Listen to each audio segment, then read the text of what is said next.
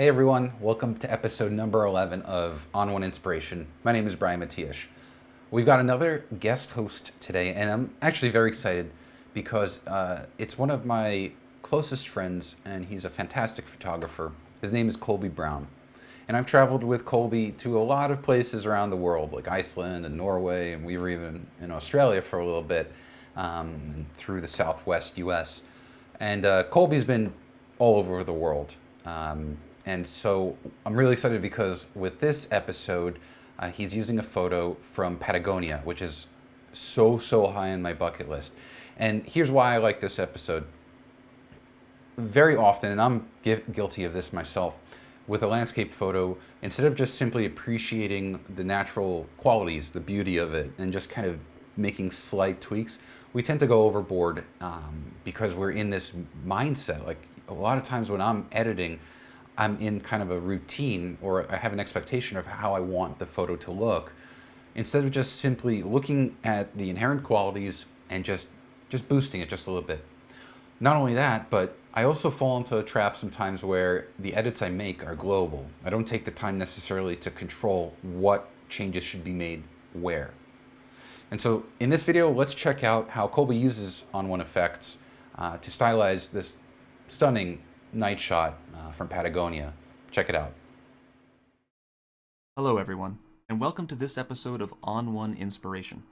My name is Colby Brown, and I'm a landscape travel and humanitarian photographer based out of Boulder, Colorado. Now, I was pretty excited when Brian asked me to do this the other week, because this is actually not my first inspiration video that I've shot with ON1. This video series is great because it not only allows photographers like myself to teach you more about these impressive photo editing tools, but also share a little bit of wisdom, and hopefully inspire you as well. Now, you will find thousands of free videos on the internet these days that will tell you what a slider does, but very few help you understand when and why those adjustments should be applied. My goal for today's short video is simply that. My focus for this video will be entirely on Perfect Effects, as it is the ON1 application that I use the most. Now that we're here in Perfect Effects, everything should be familiar for most of you watching. However, for a quick crash course for those that might be new to ON1, on the left side of the frame we have our toolbar with tools such as the masking brush. Next to that we have our presets and filters section. Here you will find the starting point for most of your edits. Taking up most of your computer screen should be your image of choice. In this case, this beautiful photograph of stars above Cerro Torre, a mountain in Los Glaciares National Park in southern Argentina, otherwise known as Patagonia. On the right side of your screen is where you will control many of the different aspects of the filters and presets that we're going to apply to our image to stylize it as we see fit. And to wrap things up, we have another toolbar where you can access ON1 layers, browse, resize, and much more on the far right hand side. Now for me, when it comes to my work as a photographer, I often see myself as more of a visual storyteller. This not only allows me to be a bit more creative when it comes to creating my body of work, but it helps me be very focus-driven when it comes to both taking and editing my images.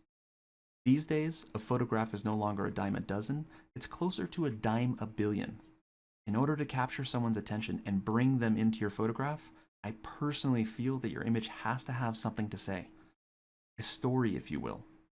As a photographer, it is our challenge to figure out what that story is with the subjects that we choose to capture.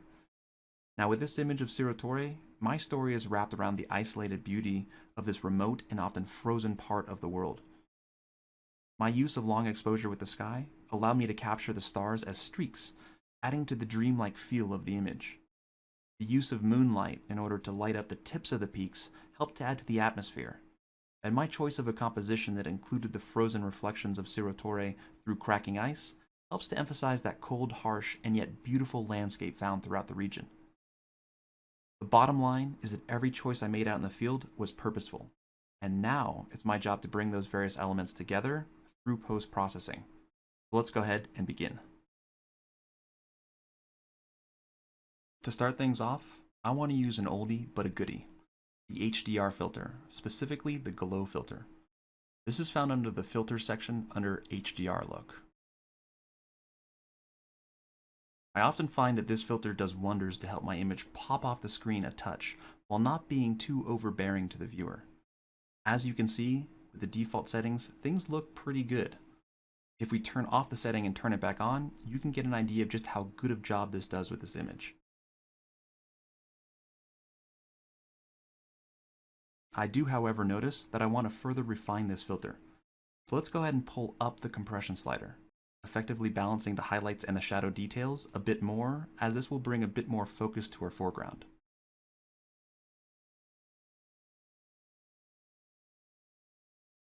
If I was worried about this filter adding noise to my image, as it often can, I could also tone down the detail slider, but in this case, it actually looks pretty good. If we zoom in 100%, you can see that there's very little to almost no noise added to this image.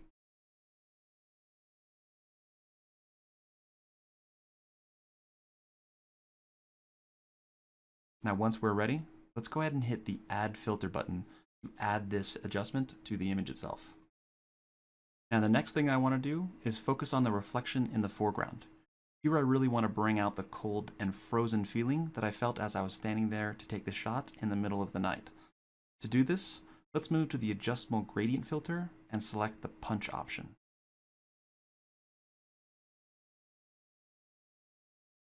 This should do a pretty good job of helping that reflection pop out just a bit more. Once we click on the filter, we need to flip it upside down, making sure that it is being applied to the right part of our image, in this case our foreground. Find the up and down icon and simply click and drag until it lines up correctly.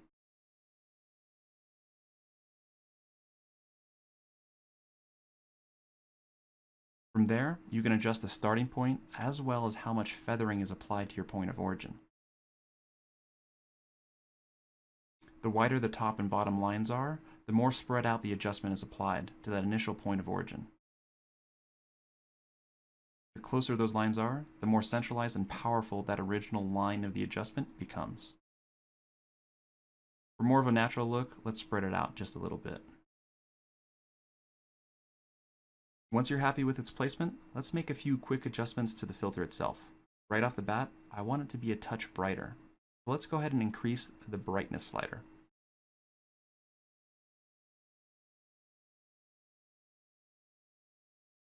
Compression can also help with this, so let's lightly bring that up as well. Now I'm also seeing that the filter is adding a bit too much noise to the water and the reflection. Let's lightly tone down the detail slider to a happier level, pulling it back to the left.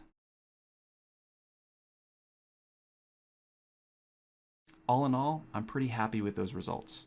But if I felt that I pushed the filter too far as a whole, I could also easily pull down the filter opacity slider to tone down the effect of the entire filter itself. For this image, let's drop the filter opacity down to 70%. This way, we make sure that we aren't making the foreground look too unrealistic. The opacity slider for the filter is found just underneath the filter name on the right-hand side of your screen. Once we're ready, let's go ahead and click Add Filter once again. Next, I want to focus on the texture detail found along the mountain peaks. To do this, let's quickly jump into the dynamic contrast filter set and select the soft filter.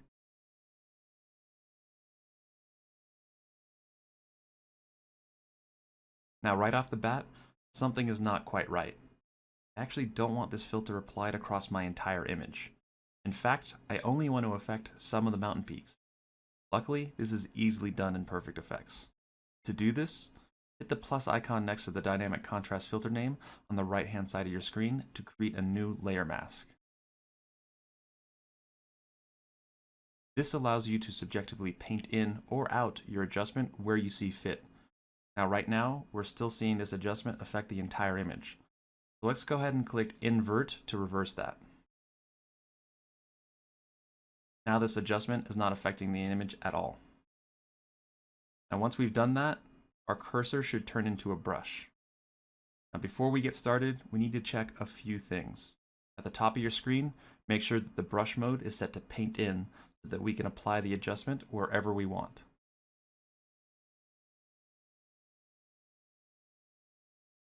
Another handy tool to use in this situation is the perfect brush, which essentially tries to tell the program to only apply the effect you're painting in to the pixels that you want while ignoring the rest, such as adding texture to the mountain peaks but not to the sky. This tool is found in the gear icon at the top of your screen. Now that we are ready, let's go ahead and start painting in our dynamic contrast filter adjustment into those mountains.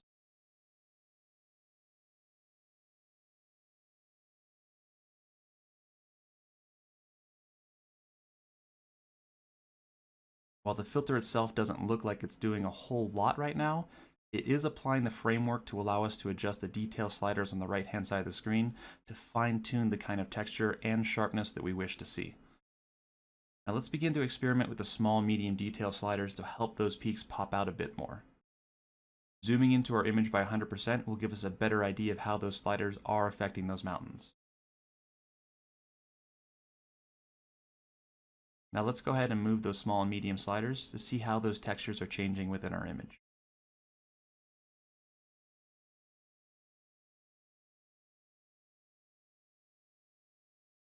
As we zoom out, we can still see that those peaks do stand out quite a bit right now. It's very easy to over sharpen or add too much texture to an image.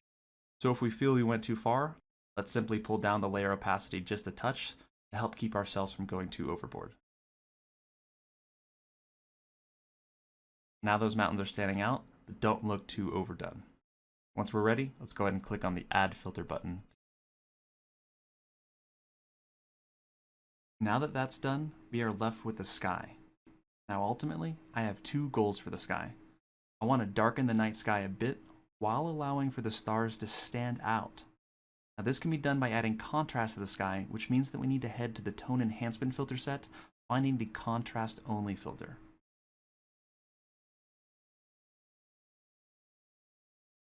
But remember, we only want to affect the sky. So how do we do that? Click on the plus icon next to the filter name on the right hand side of the screen to again create a layer mask. Then select Invert from the options to completely remove the effect of that filter.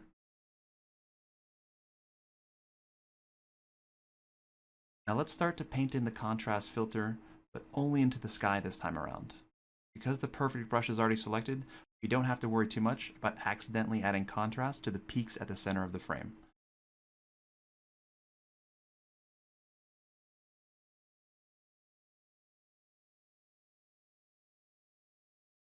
To make sure we aren't missing anything, you can hit the Control M or Command M on a Mac shortcut to see a red overlay of the areas that you're painting in.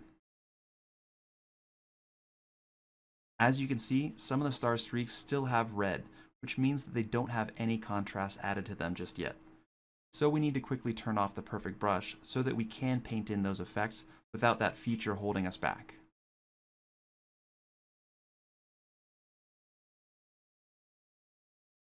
Now you can hit Control M to return to normal viewing. Now that the sky is painted in, we can further adjust things. While pulling up the highlight slider and down the black slider, we can help isolate those star streaks even further.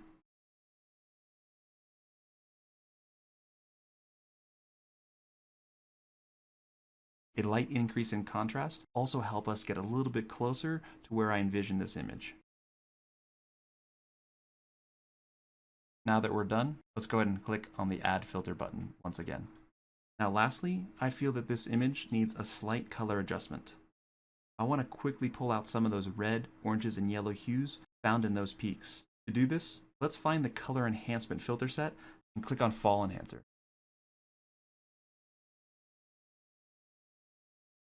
Why?